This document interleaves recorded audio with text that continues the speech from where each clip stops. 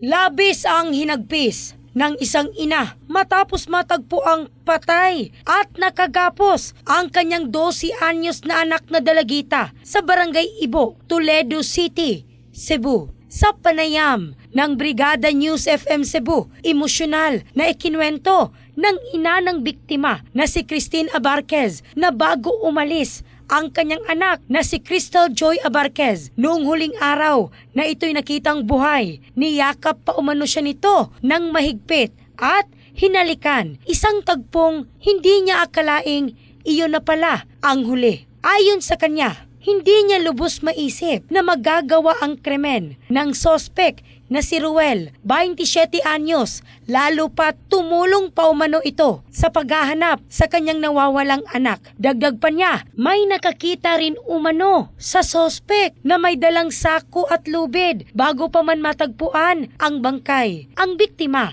na napaulat na nawawala noong Pebrero 11 ay natagpuang nasa state of decomposition na nitong Huwebes, Pebrero 19. Bago pa man matagpuan ang bangkay, isang residente ang nakapansin na may bitbit umanong kahina-hinalang bagay ang kanyang alagang aso. Nang kanyang suriin, napag-alamang isa itong putol na binti na agad naman niyang inireport sa barangay na nagresulta sa pagkakadiskubre sa labi ng biktima. Matapos ang imbestigasyon ng pulisya at pag-backtrack sa mga CCTV footage, nakita ang sospek na kasama ang biktima bago ito nawala. Positibo rin siyang kinilala ng mga saksi. Makikita sa isang video na naglalakad ang biktima habang abala sa kanyang cellphone. Samantala, sa isa pang footage ay nahagip siyang sakay ng motorsiklo ng sospek. Dahil dito,